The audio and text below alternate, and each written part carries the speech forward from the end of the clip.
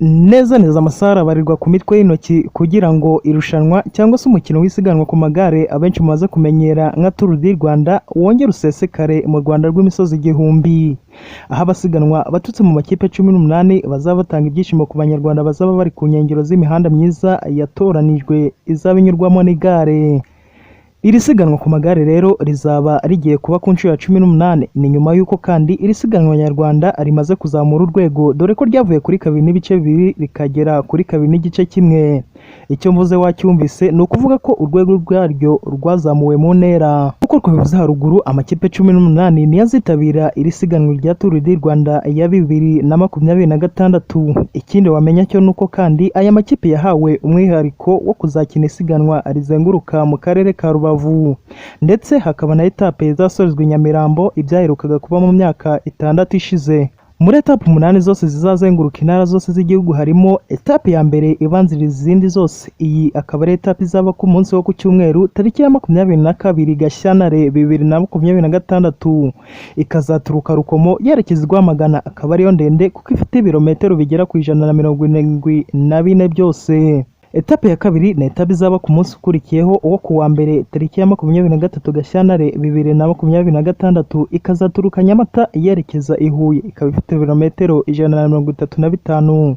Etape ya gatatu nayo izaba ku munsi wo kuwa kabiri tariki ya 24 Gashyantare 2026, iturutse Huye yerekeza i Rusizi, aho abasiganwa bazakora ibirometero 144. Etape ikurikiyeho ya kane iyo izaba kuwa gatatu tariki ya 25 Gashyantare 2026, ikaba izaturuka mu karere ka Karongi yerekeza mu karere ka Rubavu, yo ikaba ifite ibirometero 127. Etape ya gatanu na etape izaba ifite umwihariko kuko izabera mu karere kamwe, aho abasiganwa bazahagurukira ahazwi nko kuri Uberige cyangwa se imbere y'isoko rya Rubavu, bakazenguruka akarere ka Rubavu kuwa kane tariki ya 26 Gashyantare 2026.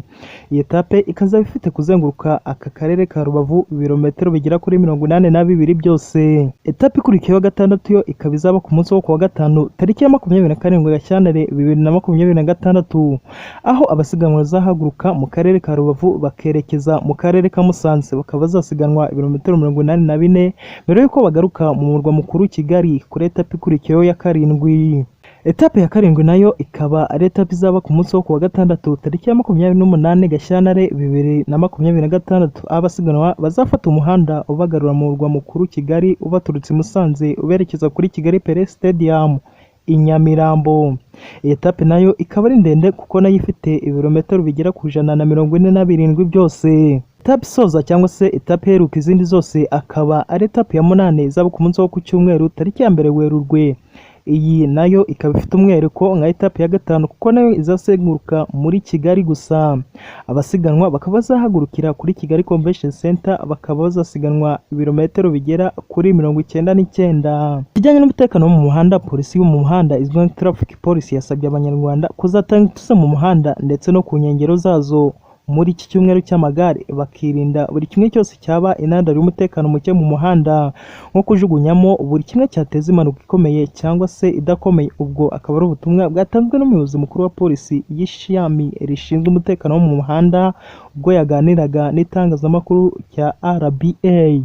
Byinshi muri iri siganwa rya Tour du Rwanda muzajya muyigezwaho n'Ingiro TV, dore ko kandi izo etape zose uko ari 8 amakuru yazo muzajya muyagezwaho n'Ingiro TV. Icyo musabwa ni ukuguma kuri channel ubundi tukabagezaho ibyiza kandi byinshi cyane biturutse kuri uyu muyoboro mugari. Turabakunda. Kuri mikro z'Ingiro TV ngendi Nsabimana Cedric Rukundo aka NCR. Mugire ibihe byiza. Asante asanteni. Aha turi ni i Kigali.